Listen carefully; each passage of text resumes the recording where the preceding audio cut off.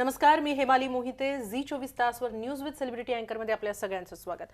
आज आपल्या स्टुडिओत जी व्यक्ती सेलिब्रिटी अँकर म्हणून आली आहे तिला पहिलाच ब्रेक मिळाला तो बिल्लू बारबर या हिंदी सिनेमात. बालमोहन शाळेत विद्या पटवर्धनांकडून नाटकाचं प्रशिक्षण घेत असतानाच तिला हा ब्रेक मिळाला आणि त्यानंतर तिने मागे वळून पाहिलं नाही. असंभव, भाग्यलक्ष्मी, उंच माझा झोका, तू माझा सांगाती अशा मालिकांमधून आणि उर्फी या मराठी सिनेमामधून ती आपल्या भेटीला आली. सध्या झी युवा वाहिनीच्या लोकप्रिय होत असलेल्या फ्रेशर्स मालिकेत ती प्रमुख भूमिका साकारते. आपण स्वागत करूया मिताली मयेकरचं.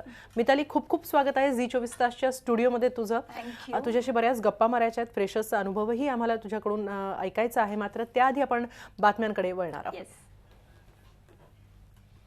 छटपूजेवरून मुंबईत राजकारणाला सुरुवात झाली. आगामी महापालिका निवडणूक लक्षात घेता उत्तर भारतीयांच्या मतांसाठी भाजपनं छटपूजेनिमित्त विविध कार्यक्रमांचं आयोजन केलंय.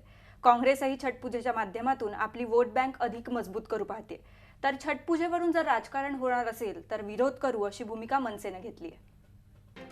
मुंबईतल्या जिजामाता उद्यानात मृत्यू झालेल्या पेंग्विन प्रकरणी लोकायुक्तांसमोरील पुढील सुनावणी आता 15 नोव्हेंबरला होणार आहे. तत्पूर्वी लोकायुक्त ML तहलियानी स्वतः राणीच्या बागेला भेट देऊन तिथल्या उर्वरित 7 पेंग्विन्सची पाहणी करणार आहेत. पेंग्विनच्या देखभालीत ढिसाळपणा केला जातोय, यामुळे पेंग्विनचा मृत्यू झाल्याचा आरोप काल काँग्रेसनं केला होता. तसंच यामध्ये मुंबईकरांचा पैसा वाया जात असल्याचा आरोप करत हे प्रकरण पुढे लोकायुक्तांसमोर नेलं होतं. त्यानुसार आज पहिली सुनावणी पार पडली, ज्यामध्ये जिजामाता उद्यानाचे संचालक डॉक्टर संजय त्रिपाठी यांना पाचारण करण्यात आलं होतं. अरबी समुद्रात उभारल्या जाणाऱ्या शिवस्मारकामुळे पर्यावरणाला कुठलाही धोका नसल्याचं प्रतिज्ञापत्र राज्य सरकारने राष्ट्रीय हरित लवादापुढे सादर केलंय. या स्मारकामुळे मासेमारी आणि पर्यावरणाला धोका निर्माण होईल अशी कारणं देत स्मारकाविरोधात राष्ट्रीय हरित लवादाकडे याचिका दाखल करण्यात आली होती. या याचिकेसंदर्भात सरकारने प्रतिज्ञापत्र सादर केलंय. सरकारचा हा नवा दावा अजब असल्याचं पर्यावरणवादी आणि याचिकाकर्त्यांनी म्हटलंय. मुंबईच्या अँटॉप हिल परिसरात एका व्यक्तीची धारदार चाकूने वार करून हत्या करण्यात आली आहे. सईद रशीद शेख नावाच्या व्यक्तीची घरी जाताना हत्या करण्यात आली. सईदचा मित्र रामजू याने त्याच्या भाच्याच्या सोबतीने हत्येचा कट रचला होता. सईदवर हल्ला केल्यानंतर दोघेही फरार झालेत. जखमी सईदला सायन रुग्णालयात दाखल केल्यानंतर उपचारादरम्यानच त्याचा मृत्यू झाला. अंबरनाथ शहरातील स्टारलाईन शूज या दुकानात चोरट्यांनी केलेली चोरी CCTV कॅमेऱ्यात कैद झाली. दोघा चोरट्यांनी दुकानाचं शटर काढलं आणि त्यातील एक जण दुकानात शिरला. त्यानंतर त्याने दुकानातील गल्ल्यात असलेले 30,000 रुपये चोरले आणि हा सर्व प्रकार दुकानातील CCTV कॅमेऱ्यात कैद झाला. अंबरनाथ पूर्व भागातील शिवाजी चौक परिसरातील हे दुकान असून शिवाजीनगर पोलीस CCTVच्या आधाराने या चोरट्यांचा शोध घेत आहेत. स्वच्छ ठाणे सुंदर ठाणे आता स्मार्ट होत आहे. केंद्र सरकारच्या स्वच्छ भारत अभियानाच्या पार्श्वभूमीवर ठाणे महापालिकेने नुकत्याच राबवलेल्या महास्वच्छता अभियानात तब्बल 5 लाख नागरिकांनी सहभाग नोंदवल्याने महापालिकेच्या या उपक्रमाची नोंद लिम्का बुक ऑफ रेकॉर्डसह गिनीज बुक ऑफ रेकॉर्डमध्येही करावी यासाठी मनपा सरसावली आहे.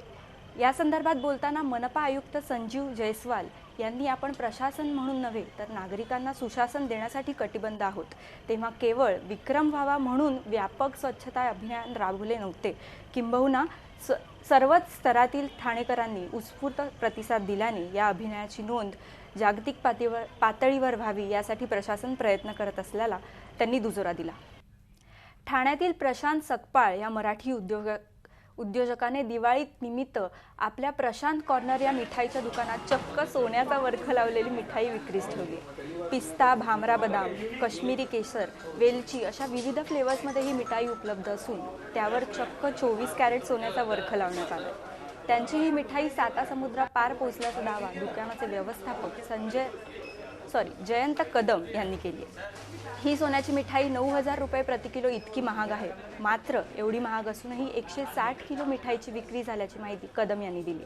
बातमी पाहूया जंगल सफारीची. एक नव्हे तर 3 जंगलांमध्ये, ते देखील 3 वेगळ्या खंडांमधल्या. आफ्रिकेमध्ये हत्तींचा अभ्यास करण्यासाठी आधुनिक तंत्रज्ञानाची मदत घेण्यात येते. तर आशिया खंडात इंडोनेशियामध्ये दुर्मिळ वानरांसाठी कृत्रिम जंगल बनवलंय आणि ऑस्ट्रेलियामध्ये जुळ्या पांडा अस्वलांचं बारसं झालंय. जन्मतःच अनेक व्यंग घेऊन जन्माला आलेली मनश्री, तिला घडवताना सोमण कुटुंबाने प्रचंड मेहनत घेतली आणि म्हणूनच मनश्रीमुळे आज कुटुंबातल्या प्रत्येकाची एक वेगळी ओळख निर्माण झाली. मनश्रीच्या याच प्रवासाची नेत्रदीपक कहाणी आणि यशोगाथा. आता वेळ झाली एका छोट्याशा ब्रेकची. पाहत राहा झी 24 तास, रहा एक पाऊल पुढे. झी 24 तास, रहा एक पाऊल पुढे